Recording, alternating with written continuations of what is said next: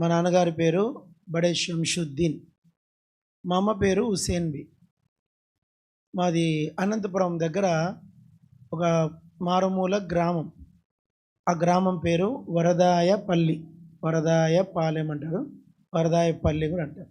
ఆ గ్రామం అయితే మైగ్రేన్ మా అక్కడి నుంచి మా డాడీ మమ్మీ అనంతపురం డిస్టిక్కి మైగ్రేన్ అయ్యారు. అయితే వారికి ఆ దినాల్లో 1962 1962 మా నాన్నగారికి 2 పాపలు 2 బాబులు, 4 పిల్లలు. అక్కడ వర్క్ చేసుకుంటూ బ్రతికేవాళ్ళు. మాకు ఏసుప్రభు అంటే తెలియదు. 1% కూడా కొంచెం అంటే కొంచెం కూడా తెలియదు. అయితే ఆ దినాలు చాలా అంటే ఇప్పుడంటే మనకు అన్ని ఫెసిలిటీస్ ఉన్నాయి. అప్పుడు కాలం వేరు.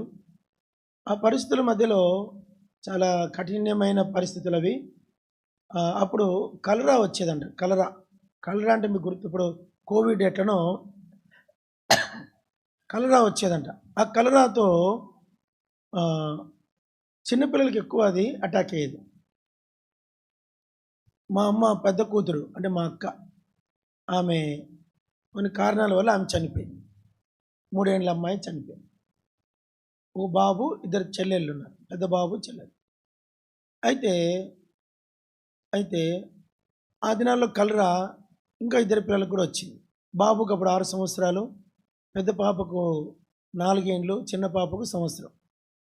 ఆ పిల్లల్ని తీసుకొని మా అమ్మ హాస్పిటల్ అడ్మిట్ అయింది. అప్పుడు ప్రైవేట్ హాస్పిటల్ లేవు, గవర్నమెంట్ హాస్పిటల్కి తిప్పలు పడిపోయింది. కలరా ఎక్కువైపోయింది. సరైన ట్రీట్మెంట్ అందలేదు. ఆ పెద్ద పాప కలరాతో చనిపోయింది. ఆల్రెడీ ఫస్ట్ ఒక పాప చనిపోయింది, 3 ఏళ్ళ అమ్మాయి. మళ్ళా కలరాతోనే మళ్ళా ఒక అమ్మాయి చనిపోయింది. సంఖలో ఒక పాప ఉంది. నాన్న పని మీద పోయాడు.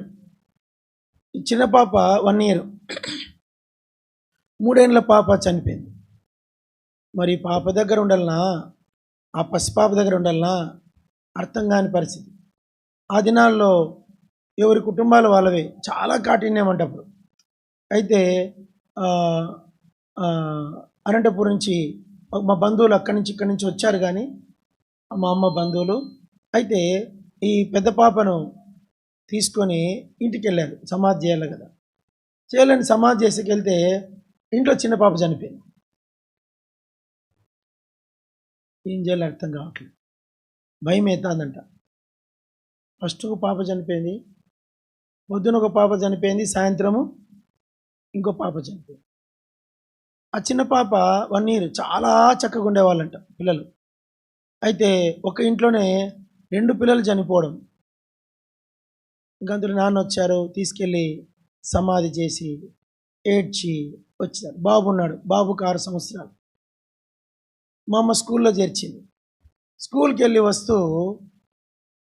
ఎట్లా వస్తున్నాడో ఏమో. ఇప్పుడంటే కాన్వెంట్ స్కూలు, ఆటోలు, బస్సులు. వచ్చేటప్పుడు కొంచెం స్పీడ్గా నడుచుకుంటూ వస్తున్నాడంట పిల్లలతో కలిసి. ఎద్దుల బండి వేగంగా వచ్చేసి అది అది కంట్రోల్ కాలేదు వాడికి. మా అన్న మీదకి ఆ ఎద్దులు పరిగెత్తుకొని వెళ్ళాయి. నడిపించేటోడు సరిగా నడిపించుకోలేకపోయాడు. మా అన్న మీదికి ఆ ఎద్దుల బండి చక్రం ఎక్కిపోయేసరికి ఈ 2 కాళ్ళ మీదకి పడిపోయింది. 2 కాళ్ళు, మోకాళ్ళ పైన 2 కాళ్ళు బోన్లు ఇరిగిపోయినాయి. ఎవరో పరిగెత్తుకొని వచ్చే చెప్పారు, అమ్మ మీ కొడుకు పోయింది, బండి ఎక్కిపోయిందండి. పరిగెత్తుకొని పోయిందండి. పోయేసరికి ఆ బాబుని ఎవరో అక్కడ పండేశారు. ఆ పిల్లని తీసుకొని, ఆ బాబుని తీసుకొని ఎన్ని హాస్పిటల్ తిప్పారంట. అప్పుడు ఇంత ట్రీట్మెంట్ తెలియదు. తిరిగి ఒక 2 నెలలు 3 నెలల తర్వాత వీక్ అయిపోయాడు. ఆ ప్లేట్లు అప్పుడు తెలీదు. ఆ కట్లు, ఈ కట్టు తిరిగి ఆ మగ పిల్లోడు కూడా 6 ఏళ్ళ పిల్లోడు చనిపోయాడు. చనిపోయేసరికి మా అమ్మ డిప్రెషన్లోకి వెళ్ళిపోయింది. ఆ బాబుని సమాధి చేసేసారు. ముస్లిమ్స్ కబ్రస్థాన్ అనంతపూర్లో సంఘం కలెక్టర్ ఆఫీస్ వెనక ఉంటుంది. ఆ సమాధుల తోటలో వరుసగా వరుసగా నలుగురిని సమాధి చేశారు. ఏడ్చి ఏడ్చి ఏడ్చి ఏడ్చి ఓ రోజు ముస్లిము ఆ పేష్మా అన్నాడంట, క్యో ఆతే మా తుమ్ హర్ దిన్ కబ్రస్థాన్కు నయ్యానా. ఆ ముస్లిం సమాధిలో ఉండే ఒక పెద్ద ఆయన అన్నాడంట, సాహిబులు ముస్లిమ్స్ సమాధుల తోటలకు ఆడవాళ్ళు రాకూడదు, మీరు ఎందుకు రోజు వస్తారు, ఏం పని లేదా మీకు అన్నాడు. నా పిల్లలు చచ్చిపోయారా అంటే, వచ్చినారు పోయినారు, ఎందుకు ఏడుస్తావు పో అన్నాడు. అప్పటికి నలుగురు పిల్లలు ఏడ్చి ఏడ్చి అప్పటికి 5 ఏళ్ళు తిరిగిందంట సమాధుల చుట్టూ. 5 ఏళ్ళ తర్వాత ఇంకా ఆమె నిరాశకి వెళ్ళిపోయింది. వెళ్ళిపోయి ఎప్పుడు ఒక మాట అనేదంట, ఏమనేదంటే దేవుడు లేడు, ఏం లేదు, ఖుదా నహీ హై, ఖుదా నహీ హై, ఖుదా నహీ హై, ఖుదా హై తో ముझे कैसा ऐसा क्यों करना है, దేవుడు లేడు, ఉంటే నాకు ఎందుకు ఇలా చేస్తాడు అని ఎప్పుడు ఆ మాట అనేదంట. ఏడ్చి ఏడ్చి ఏడ్చి 5 ఏళ్ళు మళ్ళీ పిల్లలు పుట్టలేదు మా అమ్మకు. అప్పటికి 4 పిల్లలు, మళ్ళీ 5 ఏళ్ళు పిల్లలు లేరు. దగ్గర దగ్గర మా అమ్మకు 38 ఇయర్స్ వచ్చాయి. 38 ఇయర్స్ వచ్చాక పిల్లలు పుట్టరని బోర్డు పెట్టేశారు మా అమ్మకు. ఊర్లో అంటున్నారంట, దీనికి కనేది తెలుసు కానీ సాకేది తెలియదని. మీకు అర్థమైందో లేదే మాట? దీనికి కనేది తెలుసు కానీ పిల్లల్ని కాపాడుకొని సాకేది తెలియదు దీనికి ఎందుకు పుట్టాలో పిల్లలు అన్నారంట. ఇంకొందరు అన్నారంట, దీనికి పిల్లలు దక్కరు, ఇది పిల్లలు పుట్టినా దీని ముఖం మంచి ముఖం కాదు, దీనికి పిల్లలు దక్కరు అంటున్నారంట. ఆ మాటలు ఈ మాటలు చాలా విసిగిపోయి ఎప్పుడు చూసినా ఎవరితో మాట్లాడేది కాదంట మా అమ్మ. ఏడుస్తూ ఉండేదంట. తిన్న అన్నము పొద్దున్న చేసుకుంటే అది 2 రోజులు ఉండేదంట. మా నాన్న ఇంట్లో లేకుంటే తినేది కాదంట. అట్లా ఒక విధంగా సైకలాజికల్గా డిస్టర్బ్ అయిపోయి ఇంకా దేవుడు అంటే లేడని నమాజ్ మానేసింది, ఖురాన్ చదవడం మానేసింది, రకరకాలుగా ఉండిందంట. అట్లయితే 1966లో మరలా దేవుడు పిల్లలందరూ చనిపోయిన 5 ఏళ్ళ తర్వాత 38 ఇయర్స్కి మళ్ళీ కన్సీవ్ అయింది. కన్సీవ్ అయితేనే ఒక కూతురు పుట్టింది. కూతురు పుట్టిందంటనే మా అమ్మకు సంతోషం లేదంట. ఇదైనా చెప్పండి, ఇదైనా బతకదా? నా చేతిలో పిల్లలు బతకరంట, ఎవరికన్నా ఇస్తాననుకుందంట. నా చేతిలో, నా పాపిష్టి చేతులు, నా చేతిలో పిల్లలు బతకరు, ఎవరికన్నా ఇస్తానని వేరే వాళ్ళని అడిగిందంట. అమ్మ నా బిడ్డని సాక్కోండి అమ్మ, నాకు పిల్లలు దక్కరంట, నేను కళ్ళతో చూస్తాను, నా బిడ్డను తీసుకొని. వాళ్ళు అన్నారంట, మాకెందుకు మీ పిల్ల, మీరే సాక్కోండి అన్నారు. అటు 2-3 అడిగినా ఎవరు సాక్కోలేదంట. కన్న బిడ్డ కదా, పెంచింది. విచిత్రం ఏంటంటే మా అక్క ఆమెకి ఎంతో మంచి పేరు పెట్టింది మా అమ్మ. ఉర్దూలో మా అక్క పేరు చెప్పండి, హజీబు. క్యాబోలో చెప్పండి, హజీబు. హజీబు అంటే హజ్ అంటే పరిశుద్ధ స్థలము, హజీబు అంటే పరిశుద్ధురాలు. మా అక్క పేరు ఏం పేరు? పరిశుద్ధ. మీరు సాయిబుల పేర్ల ముందర హజీ అని రాసుకుంటారు, హజరత్ అంటారు. హజరత్ అంటే పరిశుద్ధమైన వాడని. మనకు 5 పూట నమాజ్ చేసి టోపీ పెట్టుకొని గడ్డం పెంచి తర్వాత ఎప్పుడు తెల్లబట్టలు వేసి నమాజ్ చేసి ఇక నల్ల కాయ కడుతుంది, వాళ్ళని హజరత్ అంటారు, హజరత్ సయ్యద్ అంటారు. మా అమ్మ ఆ పేరు పెట్టుకుంది. ఈ పేరు పెట్టుకుంటున్నా బతుకుతాయేమో, కానీ మా అక్క బతికింది, ఇంకా బతికే ఉంది. మా అక్క 58 ఏళ్ళు ఇంకా ఉంది, కడపలోనే ఉంది. అయితే ఒక సంతోషమే కానీ భయం, ఎప్పుడేమవుతుందో నా బిడ్డకు. నేను నా చేతులు పాపిష్టి దాన్ని ఏం పాపం చేశాను అనుకుని మా అక్కని అట్లా అపురూపంగా సాక్కుంది. మా అక్క పుట్టిన 3 ఏళ్లకు మళ్ళీ కన్సీవ్ అయింది. కన్సీవ్ అయ్యి మళ్ళీ బాబు పుట్టాడు. బాబు పుడితేనే నాకు మళ్ళీ కొడుకు పుట్టాడా, 40 ఏళ్ళకు కొడుక అనుకుందంట. 40 ఏళ్ళప్పుడు మళ్ళీ కొడుకు పుట్టాడు. వాడు పుట్టితే వీడు బతకాలనుకొని ఎంత నమాజ్ చేసిందంట. మా అన్న ఇంకా బతికే ఉన్నాడు. తర్వాత 3 ఏళ్ళు పిల్లలు లేరు. మా అమ్మకి 43 ఏళ్ళు వచ్చినాయి. మళ్ళా కన్సీవ్ అయింది, నేను పుట్టినా.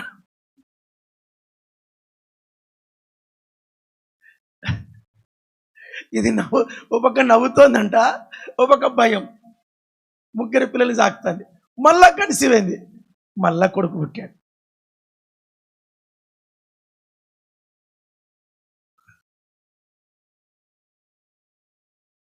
నేను మీకు ఒక మాట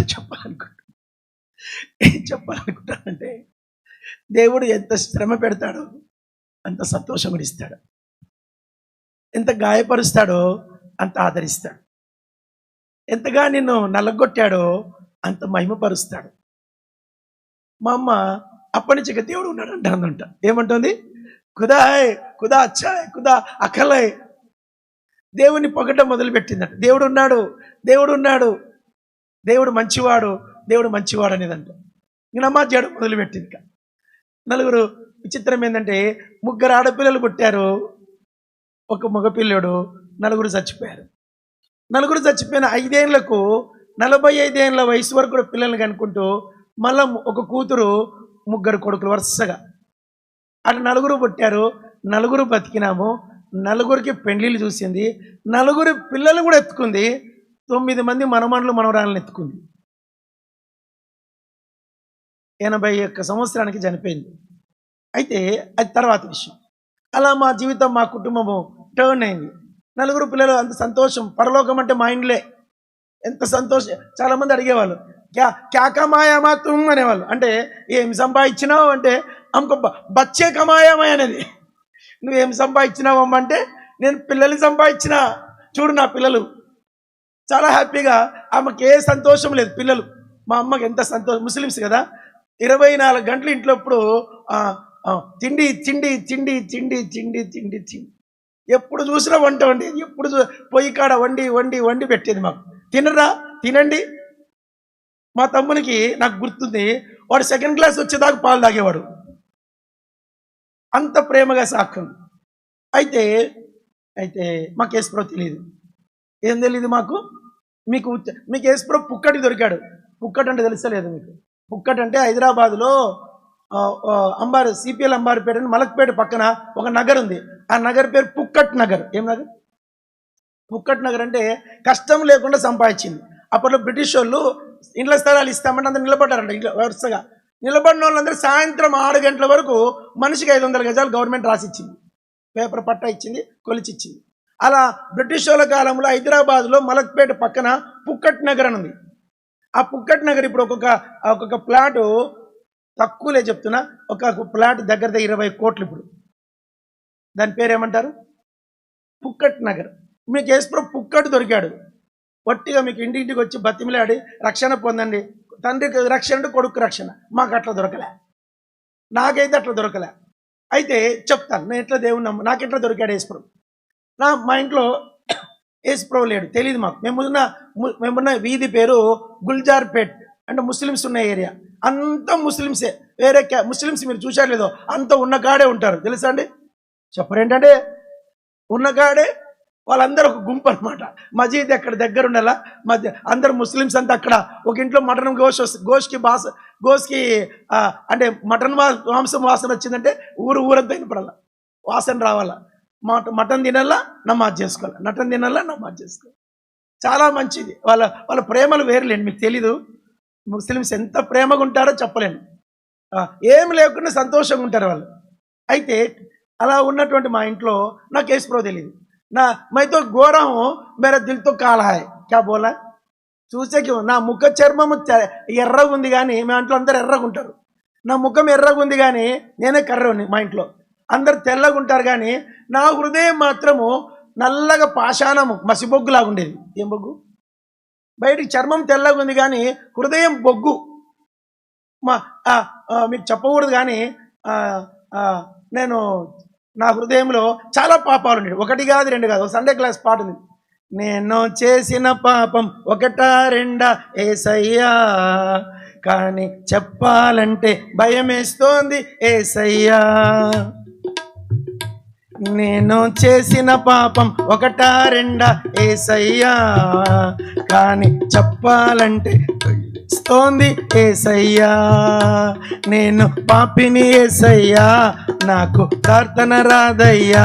నేను పాపిని యేసయ్యా, నాకు ప్రార్థన రాదయ్యా. నన్ను క్షమించు యేసయ్యా, నన్ను క్షమించు యేసయ్యా. పాడదామా? ఏమండి పాడదామొద్దా? ప్లీజ్ పాడదామా? సింపుల్ అంతే. నేను చేసిన పాపం 1 2 యేసయ్యా, కానీ చెప్పాలంటే భయమేస్తోంది యేసయ్యా.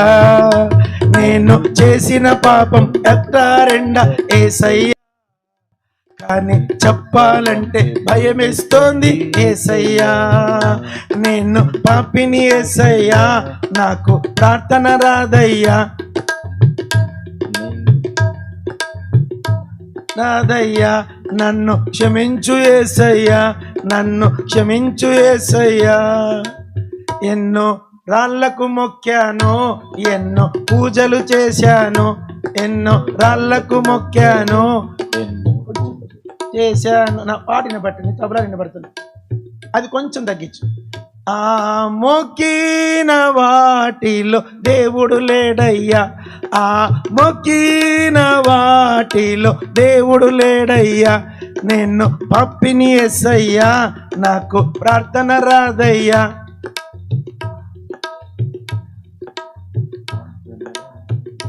నన్ను క్షమించు యేసయ్యా, నన్ను క్షమించు యేసయ్యా. నిన్ను సిలువకు మోపాను, బల్లెముతో పొడిచాను, నిన్ను సిలువకు మోపాను, బల్లెముతో పొడిచాను. ఆ చిందిన రక్తం సాక్షిగా దేవుడు నీవయ్యా,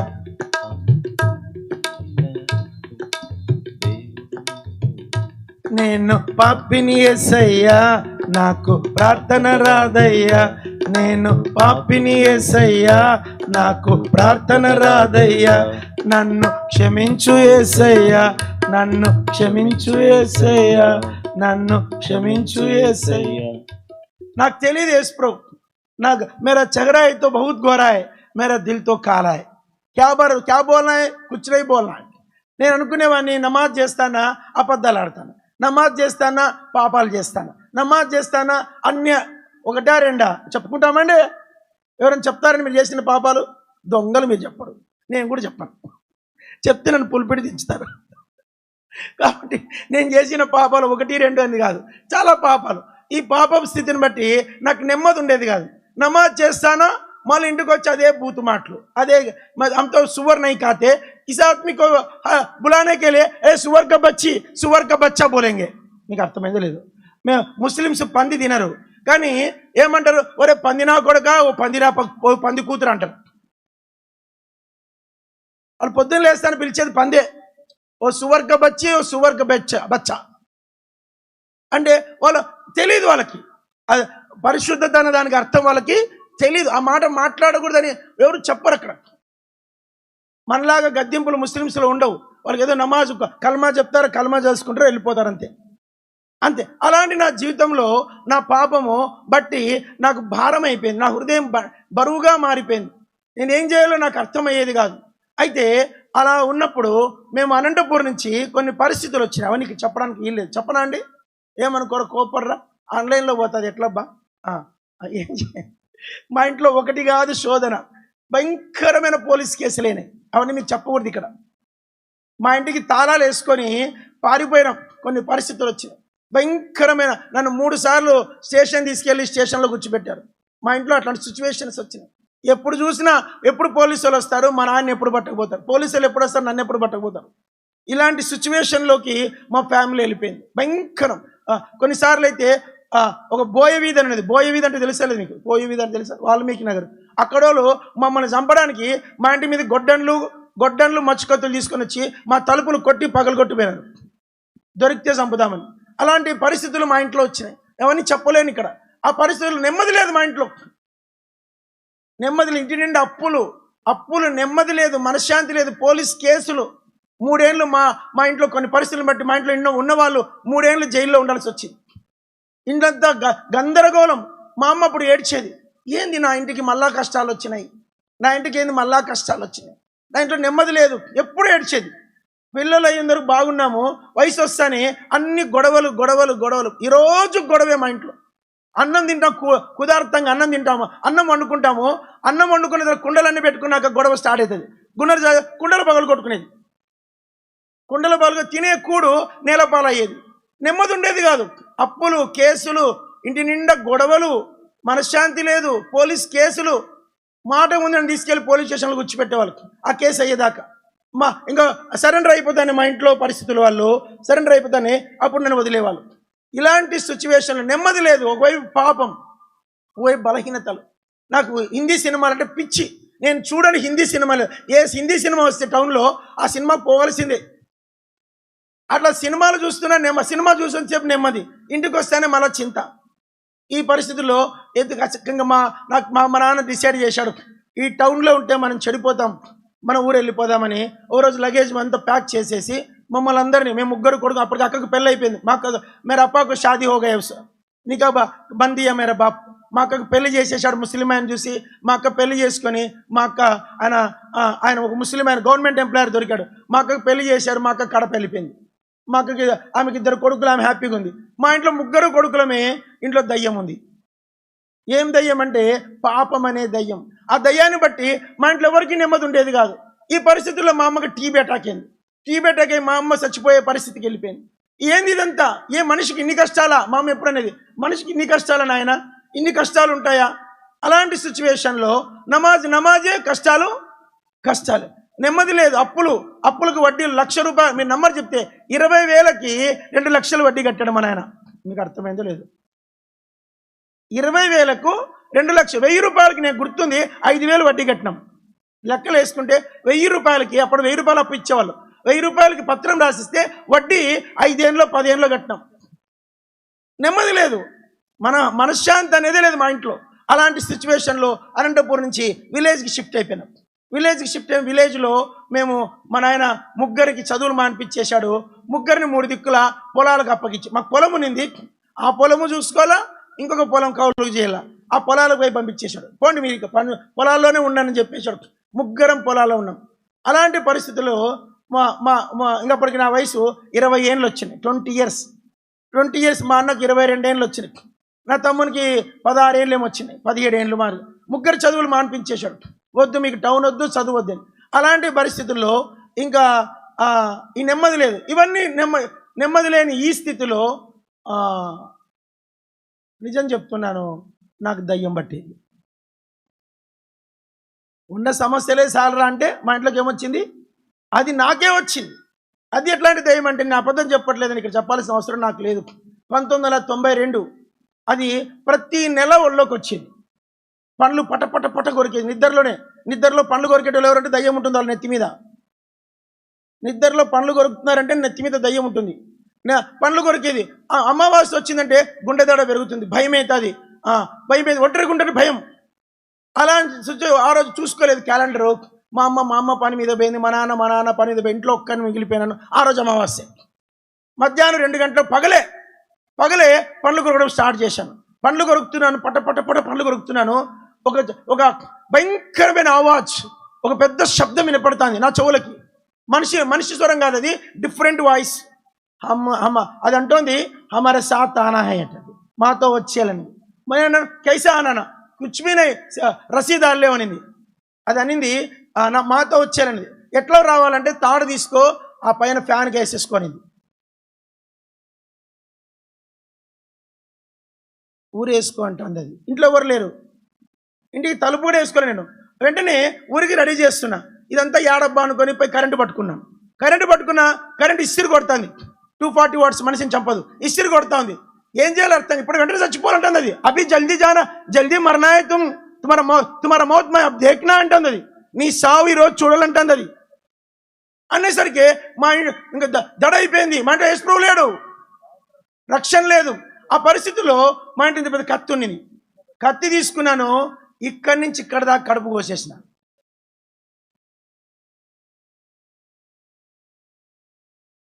రక్తము నడి కడుపులో నుంచి అడ్డం కోసిన. రక్తము కిందకి కాళ్ళ వరకు గారి అచ్చులు, పాదాలు, అడుగులు పడతాను. వెంటనే చావాలని ఇంకవన్నీ చెప్పొద్దు. ఇక్కడ 7 సార్లు పొడి చేసుకున్నా. 7 times పొడి చేసుకున్న తర్వాత అప్పటికి నేను కొలాప్స్ అయిపోయినా, బ్లడ్ లాస్. నాకు అప్పుడు 20 years, 19-20 years, 19-20 సంవత్సరాలేమో కింద పడిపోయినాను. నాకు రక్తం అంతా గారిపోతుంది. నా చెయ్యి రావట్లేదు, పిడికిలు రావట్లేదు. కళ్ళు బైర్లు గమ్ముతున్నాయి, చీకటి వచ్చేస్తుంది, రక్తం అంతా పోయింది. దగ్గర నా బాడీలో జస్ట్ కొర ప్రాణంతున్నాను. నాకు బ్రీతింగ్ తీసుకోవడం కష్టమవుతుంది. అప్పుడు కూడా మాట్లాడుతుంది అది, తుమ్కో శరం నై, అభి జిందా హై, అబ్ ఆనా హై హమారే సాత్ అంటాను. అది ఏందో అర్థం కావట్లేదు, నాకు తెలియదు దాని గురించి. వెంటనే ఆ టైంలో మా అమ్మ పొలం పని ముగించుకొని ఇంట్లోకి వచ్చింది. కొర ప్రాణంతో ఉన్నాను, చచ్చిపోతే ఒక 10-15 నిమిషాలు చచ్చిపోతా. మా అమ్మ వచ్చేసరికి ఏంటి, తలుపు వేయలే, సూసైడ్ చేసుకుని తలుపులు వేసుకోలే నేను. మా అమ్మ లోపలికి వచ్చింది, గట్టిగా అరిచింది, బంధువులందరినీ పిలిచింది, స్నేహితులందరినీ పిలిచింది, పక్కింటి ముస్లిమ్స్ అందరూ వచ్చారు. ఏమైందమ్మా, ఏమైంది, మీరే చూస్తున్నారు. అయితే ఒక ఆయన వచ్చి చూశాడు, పల్స్ ఉంది. అమ్మ, నీ కొడుకు ఇంకా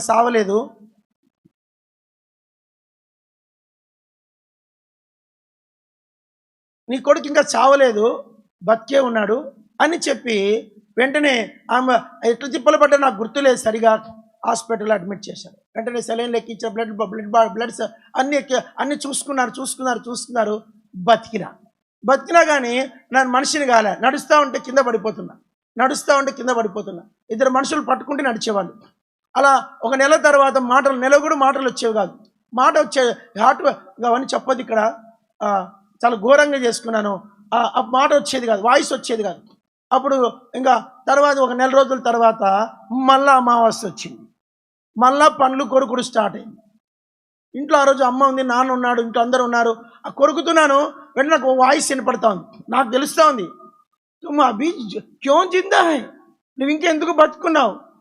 ఆ మాట వింటానే నాకు గుండె ధడ అయింది. మళ్ళా వచ్చింది నేను మా అమ్మకి, అమ్మా క్యారే బేటా, ఏం నైనా, ఓ ఆయా అన్న, క్యారే, అది వచ్చిందమ్మా అన్న. ఏమొచ్చింది నాయన, నాకు కనపట్లే. వాడు వచ్చాడమ్మా, ఓ ఆయా అన్న. వెంటనే అమ్మ నాన్న అందరూ వచ్చి, అంట్లో ఆ రోజు దేవుని దయ వల్ల, కృప వల్ల మా ఇంట్లో అందరూ ఉన్నారు. ఆ రోజు సేవ్ అయిపోయినాను. ఇది జరిగిన 5 రోజులకి మా ఊరిలో ఇలా ఒక ఆయన పాస్టర్ గారు మా ఊరిలో క్రైస్తవ మీటింగ్ పెట్టడానికి ఒక ఆయన వచ్చాడు. ఆ మీటింగ్కి 2 లేడీస్ మా ఇంటి ముందర పోతా మా ఇంటి దగ్గర ఆగినారు. నాకు బాగలేదని ఊరం తెలిసిపోయింది. సాయిబుల్ ఆయన కొడుక్కి బాగలేదని ఊరం తెలిసిపోయింది. వాళ్ళు ఇట్లా పోతా మా ఇంటి ముందర బయటనే ఆగి మా ఇంట్లో దగ్గరకు వచ్చి అమ్మ అన్నాడు. మా అమ్మ అనింది, ఏమ్మా అంటే, సాయంత్రము ప్రార్థన ఉందమ్మా, మీ కొడుకుని తీసుకురా అని. మా అమ్మ అనింది, మేము ముస్లిమ్స్ అండి, మేము చర్చిలకు రాము అనింది. అట్లా కాదమ్మా, పాస్టర్ గారు వచ్చారు, ప్రార్థన చేస్తారండి, ప్రార్థన కీర్తన మాకు అవసరం లేదని పోరింది. ఆ మాట నా చెవులో పడింది. నేను బయటకు వచ్చిన, చాలా కష్టంగా పిలిచేసరికి ఆ 2 పేర్లు ఏంటంటే, ఒక ఆమె పేరు నక్షత్రమ్మ, ఒక ఆమె పేరు జయమ్మ. ఆ 2 నన్ను పిలిచి, బాబు, మా అమ్మ తిట్టినా కూడా వాళ్ళు ప్రేమతో, ఆ బాబు సాయంత్రం ప్రార్థన అవుతుంది, రాత్రి 10 గంటలకు, ఎన్ని గంటలకు, పల్లెల్లో ఎన్ని గంటలు చేస్తారండి, 10 గంటల 9:30కి అట్లా మీటింగ్ ఉంటుంది సార్, బాబు నువ్వు రా అని. సర్లేమ్మా చూస్తానన్నా. నేను వాదన పెట్టుకోలేదు, ఫస్ట్ నుంచి కొంచెం సాఫ్టే. వెంటనే ఆ మీటింగ్ 9:30కి నేను తయారైనాను, మస్జిద్కి పోయేట్లుగా ఆ బట్టలు వేసుకున్నాను, అన్నీ రెడీ అయ్యి నమాజ్కి పోయేట్లుగా మర్యాదగా చర్చి కాడికి పోయి నిలబడ్డా. చర్చి లోపలికి పోవాలంటే అక్కడ మా మస్జిద్లో ఎట్లుంటుందంటే, నీళ్ళు ఉంటాయి, కాళ్ళు కడుక్కునేకి, చేతులు కడుక్కునేకి చాలా కథ ఉంటుంది. ఇక్కడ ఏమీ లేదు. ఏందమ్మా మీ చర్చిలో నీళ్ళు కాళ్ళు కడుక్కోవాలంటే ఏం లేదంటే, మాకు మా చర్చిలో కాళ్ళు కడుక్కునే ఆ పద్ధతి ఏమీ లేదన్నట్టు. మరి రావచ్చాను అంటే రావచ్చాను. చర్చి లోపలికి నా ఫస్ట్ టైం నా లైఫ్లో లోపలికి పోతానే వాళ్ళు క్రైస్తవ పాటలు స్టార్ట్ చేశారు. 100 గొర్రెల మందలో నుండి ఒక్కటి తప్పి పడండి, ఒంటరియాయే 99 గొర్రెల విడచి ఒంటరి అయినా గొర్రెను వెదకెన్, ఒంటరి అయినా గొర్రెను వెదకెన్, సిలువ చెంత చేరిన నాడు కలుషములను కడిగి. ఆ పాట పాడుతూ ఉంటే ఏదో రికవర్డ్, ఏదో మళ్ళా తిరిగి వచ్చినట్లు సంతోషమవుతుంది. మీటింగ్లో పాస్టర్ గారు నిలబడి కొద్దిసేపు వాక్యం చెప్పినాడు. ఒక 10 పాటలు పాడిన తర్వాత కొద్దిసేపు అందరూ వచ్చి ప్రార్థన చేయించుకుంటారు. ప్రార్థన చేయించుకోవడానికి కానుక పెడతా అంటే నా దగ్గర కానుకలు లేవు. నేను వట్టి చేతితో వచ్చిన. నేను పోయి దగ్గర పోయినా, సార్ అన్న. సార్ కాదు బాబు, అన్నగారు, అయ్యగారు అని అన్నాను. అయ్యగారు మా ఇంటికి రండి సార్, మేము కానుకిస్తామన్నా. అంటే పాపము సర్లే నేను నాకు వీలైతే వస్తాలే అని చెప్పేసి పోయాను. ఇంటికి పిలుచుకొని తెలియదు నాకు, అవన్నీ తెలీదు. మా ఇంటికి రండి సార్ కానుకిస్తాను అంటే ఆయన అన్నాడు, చూశాడు, సర్లే వస్తాలే అన్నాడు. అని మీటింగ్ అయిపోయింది. రాత్రి పడుకున్నాను. పొద్దున్నే 5 గంటలకు మేము నమాజ్కి 5:45కి పోతాం. పొద్దున్నే 5:45కి చర్చికి పోయినా. మసీదుకి పోలే, ఎక్కడ పోలే, చర్చికి పోయినా. చర్చికి పోయేసరికి చర్చికి తాళం వేసినారు. చర్చికి ఏం వేశారు? తాళం వేశారు. నేను అడిగినాను, అమ్మ తాళం ఎవరు తీస్తారమ్మా అంటే, ఒక ఆమె క్రైస్తవ ఆమె పోతా, బాబు నేనే తీస్తా అని చెప్పి తాళం ఆమె దగ్గర ఉంది. ఆమె తాళం తీసింది. నేను చర్చి లోపలికి పోయినా, ఎవరు లేరు, ఒక్కనే ఉన్నా. మాకు మసీదులు ఎట్లంటే చాలా మంది ఉంటారు, కరెక్ట్ టైంకి నమాజ్కి వస్తారు. ఈ చర్చిలో ఎవరు లేరు. నేను చూసి చర్చ్ అంతా తిరిగిన, చర్చిలో అన్ని వాక్యాలు చదువుతున్నా. ఒక చోట వాక్యం బలి చక్కగా ఉంది. అందరు చెప్పండి, ప్రభువైన యేసుక్రీస్తు మూలముగా జయము అనుగ్రహించు దేవునికి స్తోత్రం. ఆ మాట చదవగానే ఏదో జయము అన్నమాట, ప్రభువైన యేసుక్రీస్తు, ఈ మాట కొత్తగా లైఫ్లో నేను ఫస్ట్ టైం చదివిన మొదటి క్రైస్తవ మాట.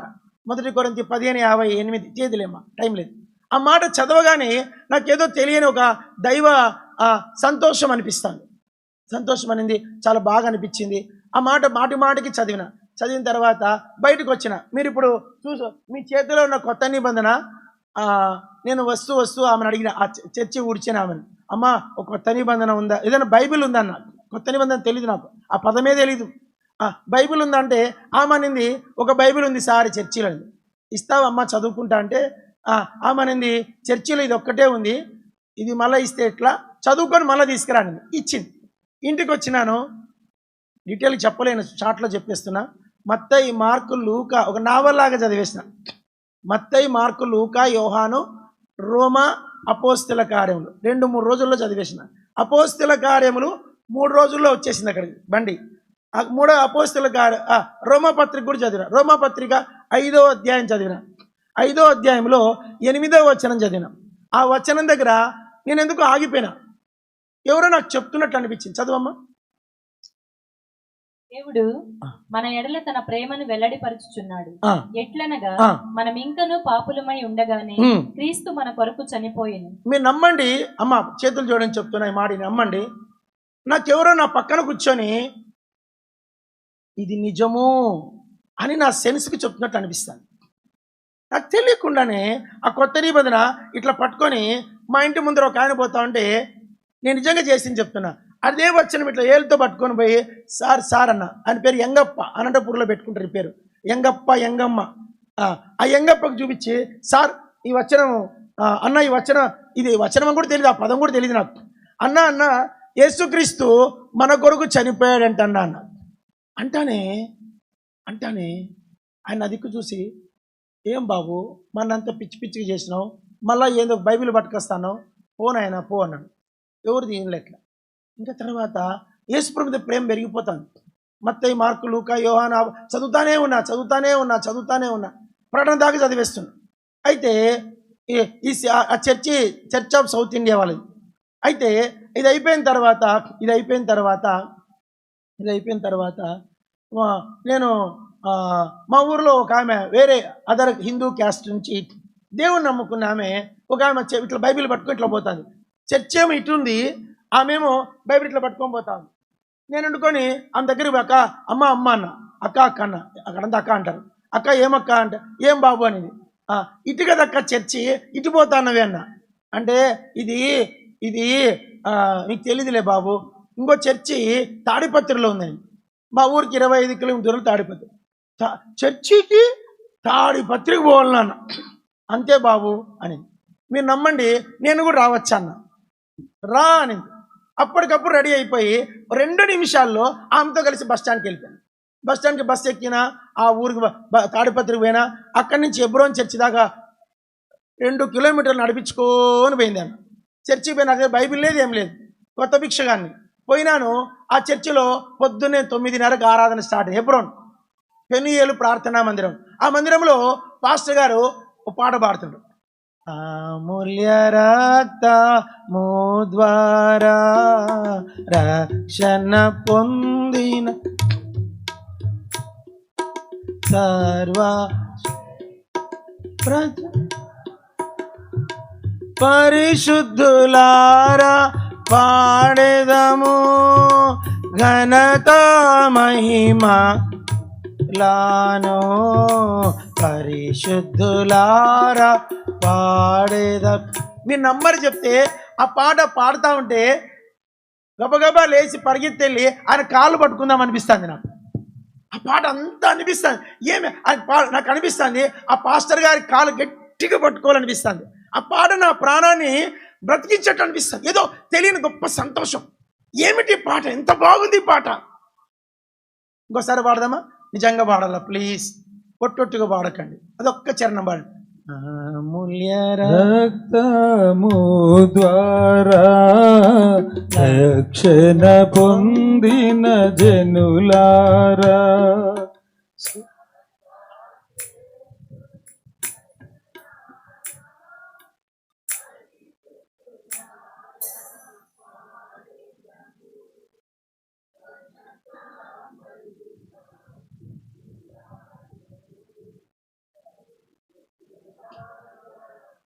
ఆ పాట పాడుతూ ఉంటే ఆ పాట అయిపోయింది.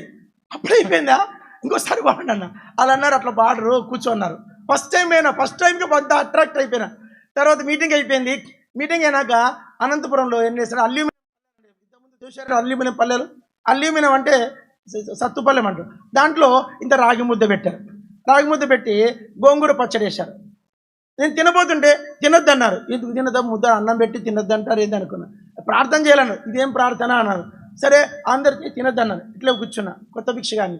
తర్వాత అందరికి పెట్టినాక అప్పుడు పువ్వు పెట్టారు. ప్రార్థనడు ఆ ప్రార్థన నాకు ఇట్లా ఇంకా తినలే నేను, తిని ఇప్పుడు అన్నారు. అందరికి తిన్న తర్వాత పాస్టర్ గారు దూరం నుంచి వచ్చే వాళ్ళ దగ్గరికి రండి అండి. దూరం నుంచి వచ్చే వాళ్ళ దగ్గర మేము చాలా 25 కిలోమీటర్ నుంచి వచ్చాం. ఆమె రా అనింది. పక్కన తీసుకుపోయినామె. పోతానే ఆమె పాస్టర్ గారు అందరికీ దూరం నుంచి వచ్చే వాళ్ళందరికీ ఛార్జీకి డబ్బులు ఇస్తాడు. అరే ఈ చర్చిలో ఏం పెడతారు, అన్నం పెట్టిండ్రు, మళ్ళా చెప్పరేంటండి ఛార్జీకి డబ్బులు ఇస్తాను. అరే ఈ చర్చి ఏదో భలే ఉంది, పాటలు బాగున్నాయి, ఈ చర్చిలో ఎప్పుడు మనుషులు ఉంటారంట. ఇంకప్పటి నుంచి ఆ చర్చి మానేసిన. ఏ చర్చి, ఊర్లో చర్చి మానేసి. ఆడు పాస్టర్ లేడు పాప, ఎప్పుడో ఒకసారి వస్తాడంట. ఇంకా ఈ చర్చికి రెగ్యులర్ అయిపోయినా. ఇంకా అయిపోతానా పోతానా 3 నెలల తర్వాత మా ఇంట్లో వాళ్ళకి పెద్ద చర్చ అయింది. వీడు మొన్నటిదాకా పిచ్చోన్లాగా చేశాడు, ఇప్పుడేం చేస్తాడు, చర్చికి పోతాడు. ఇంకా మా నాయనకు కోపం వచ్చింది. ఊర్లో కోపం, ఆ కోపం ఈ కోపం కలిసి కింద పడేసి తుక్కు కొట్టినాడు. కొడతా అంటే ఆ దెబ్బలకు కుయ్యో మొర్రో నాకు తెలియదు, యేసుప్రభు నమ్ముకుంటూ కొడతారని. నిన్నలాగా మన పాస్టర్ గారిని చంపేసారు కదా. యేసుప్రభు నమ్ముకున్నందుకు, యేసుప్రభు దేవుడని చెప్పినందుకు చంపేసినారని. ఆయన కూడా ముస్లింసే. మా నాన్న కొట్టి దెబ్బలు చచ్చిపోయేట్లు కొడుతున్నాడు. మా నాన్న ఒకటి కొడితే బాగానే ఉండు, మా అన్న కూడా కొడుతున్నాడు. చంప మీద పటాన్ కొడితే ఇటువైపు కొడతావు. మా అమ్మ అడ్డం వచ్చింది. మా అమ్మ వచ్చి ఏమని చంపేస్తారా అని మీరు అన్నారు ఏమన్నా అని. మా ఇంట్లో నెమ్మదే లేదండి, కొడతారు.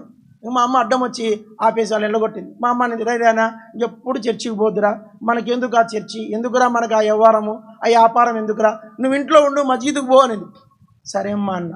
మళ్ళీ ఆదివారం వచ్చింది, గంట కొడుతుంది. ఏంది మనసులో బైబిల్ పట్టుకొని పోయింటుంది ఆమె, దెబ్బోరా ఆమె పేరు. ఆమె పోయింటుంది, నేను పోలేదు. ఇంకా ఆమె పోయింది, నేను పోలే. ఇంకా మా కాళ్ళు ఆగలేదు. ఎప్పుడు పోయినానో తెలియదు, ఎప్పుడు చర్చిలో పడినానో తెలియదు. చర్చిలో పడిపోయినాను, చర్చిలో వాక్యం విన్నా, మళ్ళీ సంగటి తిన్నా, మళ్ళీ ఛార్జీకి ఇప్పించుకున్నా. ఇదే పని. ఏంటంటే నాకు వాక్యం చదువుతా ఉంటే అనిపిస్తుంది బాప్తిజం తీసుకోవాలా. ఏం తీసుకోవాలా చెప్పరేంటండి. పాస్టర్ గారు బాప్తిజం అంటారు. అరే నేను ఊరుకుండొచ్చు కదా. నేను మా అమ్మకి చెప్పిన, అమ్మ నేను బాప్తిజం తీసుకుంటానంటే, ఇప్పుడే నీ నాన్న చంపేకి వచ్చినాడు నిన్ను, నువ్వు బాప్తిజం తీసుకున్నావు అని తెలిస్తే నీ తలకాయ ఏలాడ తీస్తాడని.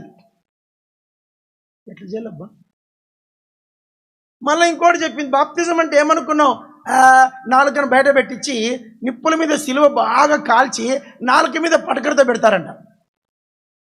మా అమ్మ నింది చెప్పేసరికి సర్లేమో ఒక్కసారే కదా పెట్టించుకుంటాను. మా అమ్మ నింది నువ్వు పెట్టించుకుంటే ఊరంతా తెలిసిపోతుంది రా నాలుక మీద కాల్చుకున్నావని, ఇంకా నేను కులంలో చెలేస్తారు, చచ్చిపోతే ఆడ సమాధి చేయాలని. ఆడ ఇంకా సావనేలా, ఇంకా బతికే ఉన్నా, ఇంకా సావలే. ఆడ సమాధి చేస్తారు నాకైతే తెలీదు. ఇంకా చచ్చిపోలే, ఇంకా బతికే ఉన్నా. మా అమ్మ నింది ఆ రోజు నువ్వు చచ్చిపోతే ఎక్కడ సమాధి చేయలేరా. నాకు ఆ ప్రశ్నకు సమాధానం దగ్గర తెలియదు. సరే ఇలా జరుగుతూ ఉంది. అనంతపురం మందిరంలో అనౌన్స్మెంట్ చేస్తారు, హైదరాబాద్ అంట, హెబ్రోన్ అంట, భక్త సింగ్ గారు అంట, యూత్ క్యాంప్ అంట. ఇదేంది కొత్త మాట? హైదరాబాదు, హెబ్రోను, భక్త సింగ్, బ్రదర్ భక్త్ సింగ్, మళ్ళీ ఏంటి యూత్ క్యాంప్. ఇంక ఏమి తిప్పలు పడ్డానో. హెబ్రోన్కి ఈ సేవ యూత్ క్యాంప్ పోయినా అని ఆడ చెప్పి తెల్లారుతుంది.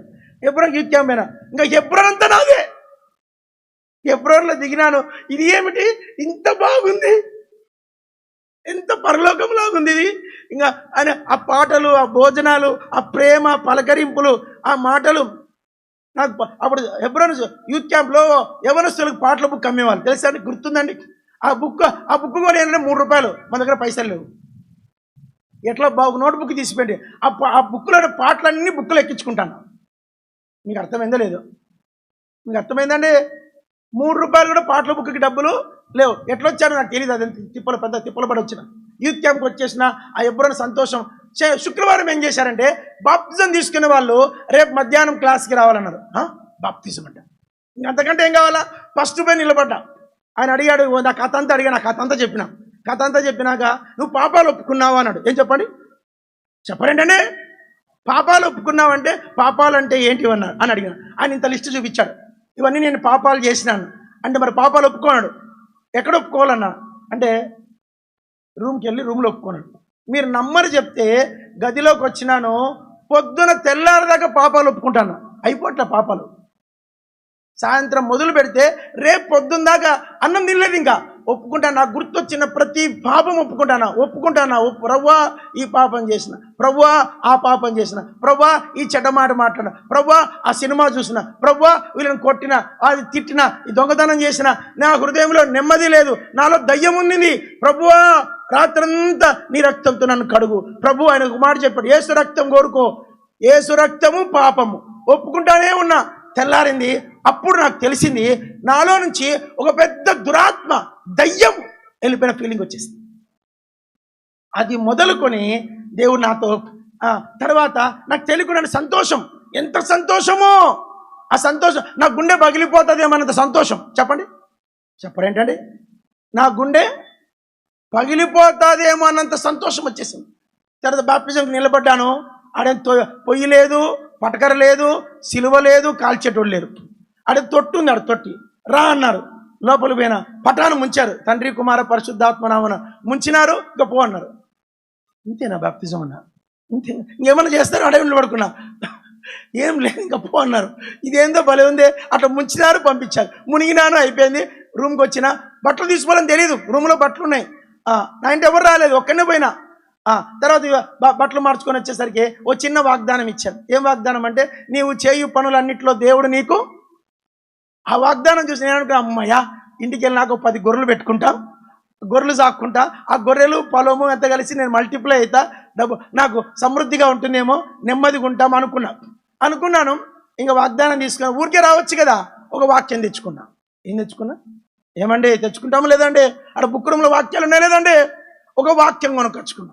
ఆ వాక్యం ఎంత అయిందంటే, మరణము వరకు నమ్మకముగా ఉండుము, నేను నీకు జీవక్రీడము. ఆ వాక్యం ఎంత బాగుందో అంటే, ఆ వాక్యం మాటికి చూసుకుంటాను. ఎంత బాగుంది వాక్యం. ఆ వాక్యం తెచ్చుకున్నా. ఇంట్లో తగిలించుకున్నాను. ఇంట్లో తగిలించేసరికి మా నాయన వచ్చాడు. ఏంది ఇది అన్నాడు. బైబిల్లో వాక్యం అన్నాడు. తీసినాడు. సిస్టర్ కొట్టినాడు. మళ్ళా కొట్టుడు స్టార్ట్ చేస్తాడు. ఈసారి కొట్టలే. ఇంట్లోంచి మెడ మీద చేయి. మన చాలా ఇంత ఎత్తు ఉండేవాడు. ప్రసన్న అన్న కానీ పెద్దగా ఉండేవాడు. ఇంకెత్తు ఇంతలా మనిషి, గట్టి మనిషి. మన రాయి. ఆయన మెడ మీద చేయి పెట్టి చెవి పిండినాడు. చెవి ఊడొస్తుంది అంత పిండినాడు.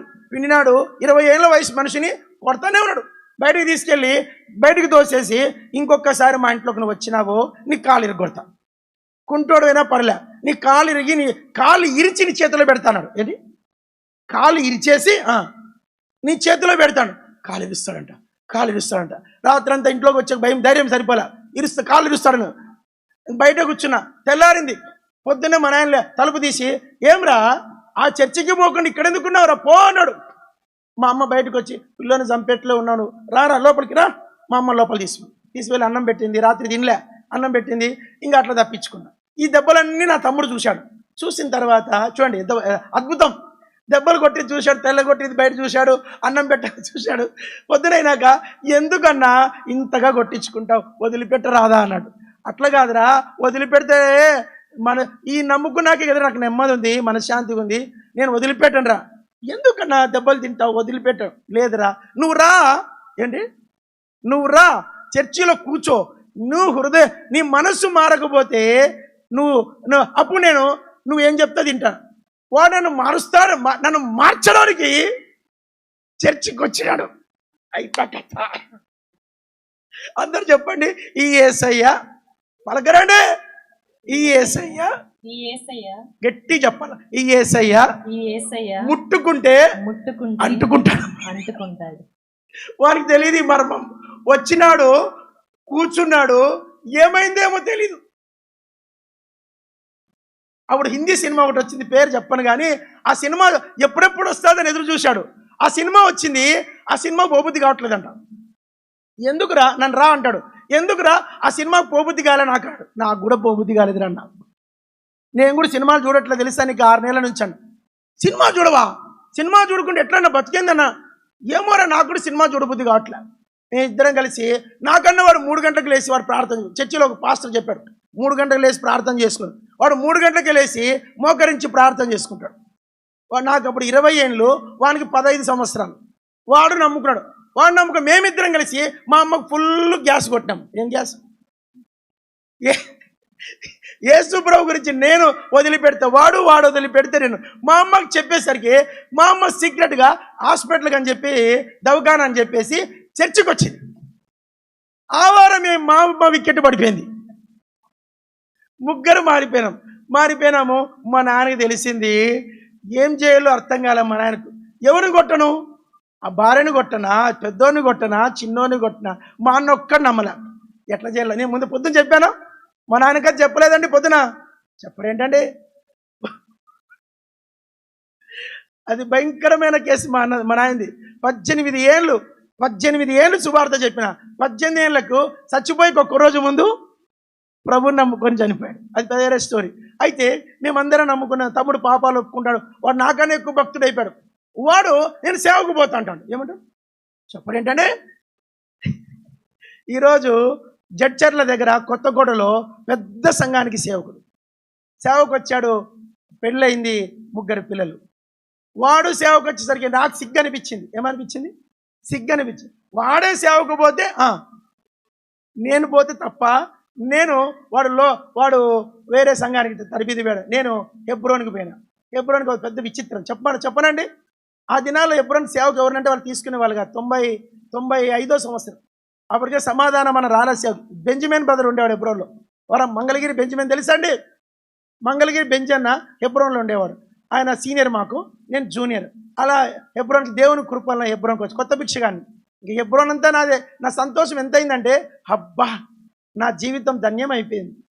నా జీవితము ఎంత అబ్బా నాకు అందరూ 3 చూపించండి. అందరు చెప్పండి, అందరు చెప్పండి, చూపించారు చూడండి. ఏం ఏళ్ళు లేవండి? చెప్పండి. పలకరండి. ట్రిపుల్ టీ అంటే అందరు చెప్పండి. Time, talent, treasury. టైం అంటే సమయం, టాలెంట్ అంటే తలాంతు, ట్రెజరీ అంటే పైసా. ఈ 3 యేసు ప్రభు కొరకు వాడనివి అవి వ్యర్థమైపోతాయంట. యేసయ్యకు వాడని సమయము వ్యర్థమే, యేసయ్యకు వాడని నీ తలాంతులు వ్యర్థమే, యేసయ్యకు వాడని నీ పైసా. ఎందుకంటే చచ్చిపోయినాక ఏం తీసిపోతే కొన్ని కోట్లు ఉంటాయి కొందరికి, సేవకు వాడరు. ఇంకా పోయినాక నీ పెట్ట నిండా పెట్టి క్లిప్పులు వేసి బొందలో పెడితే సరిపోతుంది. యేసుప్రభుకు సేవకు వాడవు నువ్వు.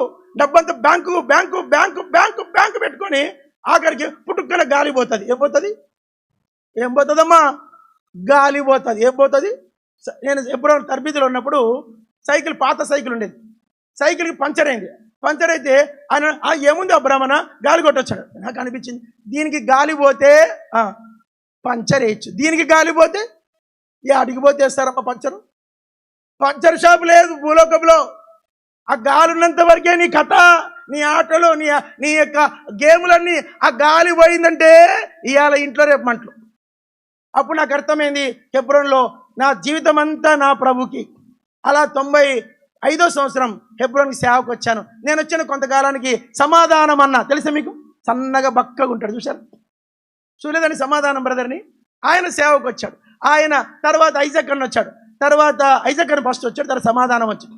తర్వాత చంద్రారెడ్డి, తర్వాత సంతోష్ అన్న, పెర్సిస్ అక్క, రవన్న, ఎబినేజర్ అన్న, 1 by 1 అందరూ వచ్చారు. మంగళగిరికి హెబ్రోన్లో ఎక్కువ మంది సేవకు ఎవరున్నారంటే ఆ దినాల్లో మంగళగిరి గ్రీన్ కార్డులో ఉండేది. అలా హెబ్రోన్ మేము 7 ఏళ్ళు ఉన్నాం. అయితే ఒక వింత చెప్తా, నాకు ఒక ఆశ వచ్చింది. ఏం ఆశ అంటే భక్త సింగ్ గారు, అప్పుడు భక్త్ సింగ్ గారు ఉన్నారు, అంత ఎంత ఆరోగ్యంగా ఉన్నాడు. ఆయన అప్పుడప్పుడు హెబ్రోన్లో ఆదివారం మందిరంలో తెచ్చేవాళ్ళు, హెబ్రోన్ తెచ్చి పులిపిడి దగ్గర కూర్చోబెట్టేవాళ్ళు. నేను అనుకున్నా బ్రతికితే ఈ చిన్న జీవితానికి భక్త్ సింగ్ గారికి సేవ చేయాలనుకున్నా. అనుకొని ఎప్పుడంతా నాదే అంత హృదయపూర్వక నాకు నా సేవ వాగ్దానం ఏంటంటే పూర్ణ హృదయంతో, పూర్ణ ఆత్మతో, పూర్ణ హృదయముతో, నీ మనసుతో నీ దేవుడైన యెహోవాను సేవించుము. ఆ మాట పట్టుకొని సేవకు వచ్చాను. నా హృదయం నిండా సేవ చేస్తున్నా, సంతోషంగా చేస్తున్నా. సనుగు తెలియదు, ఎదిరించుట తెలియదు, గర్వము తెలియదు, కోపము తెలియదు, నవ్వు తెలియదు, ఇంటికి పోవడం తెలీదు. నా ప్రభుని సేవిస్తుంటే ఎవరు వచ్చి డాక్టర్ చిత్ర అని హెబ్రోన్లో ఉండేది. డాక్టర్ చిత్ర పిలిచి అబ్రామ్ ఇక్కడ ఆంటీ చెప్పిన, మేము భక్త్ సింగ్ గారికి ఒక మేల్ నర్స్ తక్కువ ఉన్నారు, భక్త్ సింగ్ గారి దగ్గర ఒక ఆయన సీనియర్ ఆయన రిలీవ్ అయిపోతున్నాడు, ఆయన వెళ్ళిపోతున్న సంఘానికి, మాకు భక్త్ సింగ్ గారి దగ్గర ఒక సేవకుడు అవసరము, వస్తావా నువ్వు అనేది. ఇంకా అంతకంటే ఏం కావాలండి. అట్లా అదే రోజున వాళ్ళు కొత్త బట్టలు ఇచ్చారు, మంచిగా స్మార్ట్గా తయారు రమ్మన్నారు. పోయినాను, పోయేసరికి ప్రార్థన చేసి అదే రోజున భక్త సింగ్ గారిని నాకు ఆ యొక్క గదిలోకి ఆయన పరిచర్య చేయడానికి నన్ను లోపల ఉంచారు. అలా భక్త్ సింగ్ గారు దేవుని దగ్గరికి పరలోకానికి వెళ్ళే దినం వరకు భక్త్ సింగ్ గారి దగ్గరే ఉండే భాగ్యము దేవుడు నాకు అనుగ్రహించాడు. మీకు అర్థమైందండి? అర్థమైందా? తర్వాత భక్త్ సింగ్ గారు దేవుని దగ్గరికి వెళ్ళిపోయారు. దేవుని దగ్గరికి వెళ్ళిపోయిన తర్వాత నా సేవకు తిరుపతి పంపించారు. అప్పుడు నా వయసు 31 సంవత్సరం వచ్చింది. ఎన్నేళ్ళండి? 30 దాటిపోయినాయి, 31 వచ్చినాయి. 21కి హెబ్రోన్కి వచ్చాను. లోకల్ అంత పెద్ద స్టోరీ ఇప్పుడు చెప్పలేను. 21కి సేవకు వస్తే 31 వచ్చింది. 31కి అప్పుడు నాకు చాలా ఫోన్స్ వచ్చేది. అబ్రామ్ బ్రదర్ మా అమ్మాయిని పెళ్లి చేసుకో, మా అమ్మాయిని పెళ్లి చేసి. నేను అనుకున్నా పెళ్లి అందరు చెప్పండి, అందరు చెప్పాలి, 1 2 3 చెప్పరా. పెళ్లి అయిన వాడు చెప్పరా అండి, పెళ్లి అయిన వాడు భార్యను ఎలాగూ సంతోష పెట్టవలను అని ఆలోచించును. పెళ్లి కాని వాడు ప్రభువును ఎలాగూ సంతోష పెట్టవలను అని ఆలోచించు. మీకు భార్యను సంతోష పెడదామా, ప్రభుని సంతోష పెడదామా చెప్పండి. ఏం చెప్పరేంటండి? ఏం మంగళగిరికి మాటలు రావండి. బాత్ నహీ ఆతే. నేను అనుకున్నా పెళ్లి చేసుకోకుండా ఉంటే ప్రభుని పెళ్ళి అయితే ఈ భార్యని సంతోషపెట్టాలంట. వద్దురా, ఈ భార్యని సంతోషపెట్టదు, వద్దు, ప్రభుని సంతోష పెడదాం అనుకుంటే ఒకటే ఫోన్లు. ఓ రోజు ఫిలిప్ గారు అబ్రాహ్మణుడు అంకుల్ నన్ను అర్జెంట్గా హెబ్రోన్కి రాను, ఏం తప్పు చేశాను, ఏం ట్రాన్స్ఫర్ పరిగెత్తుకొని నేను పోయేసరికి నీ పెళ్ళి జూన్ 11వ తారీఖున హెబ్రోన్లో అన్నాడు. పిల్లి ఎవరో తెలియదు, పేరు తెలియదు, ఏం తెలియదు, ఎక్కడుందో కూడా తెలియదు. నీ డైరెక్ట్ పెళ్ళే. ఇంకో విచిత్రం తెలుసా, కార్డ్స్ కూడా అయిపోయినాయంట. అమ్మాయి అని చెప్పి అంతే చెప్పాను, ఇంకెక్కువ చెప్పలే. ప్రార్థన చేసి పంపన్నాడు. బయటకు వచ్చిన తర్వాత కోషి గారు హెబ్రోన్లో ఉన్నాడు. కోషి గారి దగ్గర అబ్రామ్ ఇక్కడ అన్నాడు. నా భుజం మీద చేసి girl is she is in Chennai Madras అన్నాడు. మెడ్రాస్లో ఉంది అమ్మాయి. మెడ్రాస్ అంట, మెడ్రాస్ అందరికి ఎప్పుడు మెడ్రాస్ మీద కాలే పెట్టలే నేను. అమ్మాయి పిల్ల మెడ్రాస్లో ఉందంట. అమ్మాయి ఎవరో కూడా తెలియదు. పెళ్ళి హెబ్రోన్లో డిసైడ్ చేసినాము, ఈరోజే నీ పెళ్ళి 11వ తారీఖున హెబ్రోన్లో అన్నాడు. అట్లా పెళ్ళి అయిపోయిందండి. ఒక ఎర్రటి పిల్ల. నేనేమో దేవునికి 5 చెప్పింది, నాకన్నా 5 ఏళ్ళు చిన్న అమ్మాయినా చేసుకో, పెద్ద అమ్మాయినా చేసుకుంటా, నల్లటి అమ్మాయినా చేసుకుంటా, విధవరాలైనా చేసుకుంటా, చూడకుండా చేసుకుంటా, ఏం అడగకుండా చేసుకుంటా. నేను ఇట్లా చెప్తే నాకన్నా 5 ఏళ్ళు చిన్నది, సేమ్ ముస్లిం అమ్మాయి, గులాబీ రంగులో ఉండే అమ్మాయి, నాకన్నా ఆత్మీయురాలు, దేవుడు సిద్ధపరిచిన ఆ గుణవతి అయిన భార్య దేవుడు నాకు ఆదాముకి ఎట్లా సిద్ధపరిచాడో ఆమెను సిద్ధపరిచి పెండిలో చూశాను. నా పక్కన కూర్చోంది. అందరూ మాట్లాడద్దు ఇక్కడ. పెళ్ళి అయిపోయింది. నా భార్య నాకు చేతికి ఇచ్చారు. ఆమెను ఇద్దరు కలిసి ఓ 2 రోజుల తర్వాత తిరుపతి పోస్టింగ్ చేసింది. తిరుపతిలో దేవుడు ఒక పాపనిచ్చాడు. అమ్మాయి పేరు గ్రేస్. తర్వాత 2004లో తర్వాత ఒక బాబునిచ్చాడు. బాబు పేరు రెమాండ్. రెమాండ్ అంటే విమోచకుడు అని అర్థం. రేమాండ్, ఐజక్ రేమాండ్ ఆ బాబునిచ్చాడు. ఇద్దరైన తర్వాత అక్కడి నుంచి తిరుపతిలో ఒక 4 ఏళ్ళు చేశారు. అక్కడి నుంచి కడప ఇచ్చారు, కడపలో 5 ఏళ్ళు చేసిన. అక్కడి నుంచి వరంగల్ ఇచ్చారు, వరంగల్ 8 ఏళ్ళు చేసిన. అక్కడి నుంచి హైదరాబాద్ ఇచ్చారు, హైదరాబాద్లో 5 ఏళ్ళు చేసిన. అక్కడి నుంచి మళ్ళీ గద్వాల్ ఇచ్చారు, గద్వాల్ నుంచి ఇప్పుడు మళ్ళీ హైదరాబాద్లో ఇచ్చారు. హైదరాబాదులో ప్రెజెంట్ దేవుని చిన్న సేవను చేసుకుంటూ కొనసాగుతున్నాను. ఇది నా తర్వాత మా అమ్మ రక్షించబడింది, మా అమ్మ బ్యాప్టిజం తీసుకుంది, నా తమ్ముడు సేవకు వచ్చాడు, మా నాన్న రక్షించబడ్డాడు, మా అక్క అన్న కూడా దేవుని దేవుల కృపలో రక్షణ అయితే పొందినారు. ఇంకా పూర్తిగా రావట్లే. మందగాలు ముస్లిమ్స్ కదా, చాలా పరిస్థితులు చాలా తీవ్రంగా ఉంటాయి, మీకు తెలియదు అవన్నీ. వాళ్ళు ఎవరైనా ముస్లిమ్స్ మస్జిద్కి పోయి చర్చికి వెళ్ళారని తెలుస్తానే ఆ ఏరియాలో, కడప ఏరియాలో ఎట్లుంటుందంటే ఒక 20 మంది ముస్లిమ్స్ వచ్చేస్తారు, వచ్చి పెద్ద పంచాయతీలాగా పెట్టి చాలా ప్రశ్నలు అడిగి ఆ డిస్టర్బ్ చేస్తారు. అట్లా మా అక్క 3 సార్లు చాలా సార్లు మందిరంకి వచ్చి ఆగిపోయింది. ప్రార్థన చేయండి. మా అక్క పేరు హజీబు. మా అన్న కూడా ప్రభువుని నమ్ముకున్నాడు. థియేటర్ గారే మా అన్నకు సువార్త చెప్పాడు, రక్షించబడ్డాడు. కానీ మా అన్న భార్య మహాముస్లిం. ఆమె మా అన్న చర్చికి అస్సలు పోనీట్లేదు. ఇది మా అన్న పరిస్థితి, మా అక్క పరిస్థితి. దేవుని కృపలో వాళ్ళు వస్తారని నాకు విశ్వాసం ఉంది. రక్షణ అయితే ఉంది, దేవుని కృపలో ప్రార్థన చేసుకుంటారు. ఇది నా చిన్న సాక్ష్యం అండి. ప్రజెంట్ హైదరాబాద్లో ఉన్న ప్రభు మాటలు దీవించుగా. నా కొరకు ప్రార్థన చేస్తారండి చేయరా? గుర్తొస్తే ఎప్పుడన్నా ప్రార్థన చేయండి. నా సేవ కోసము ఇంకొంతకాలం బ్రతికి ప్రభు సేవ చేద్దామని ఆశ ఉంది. ప్రభు మాటలు దీవించుగా.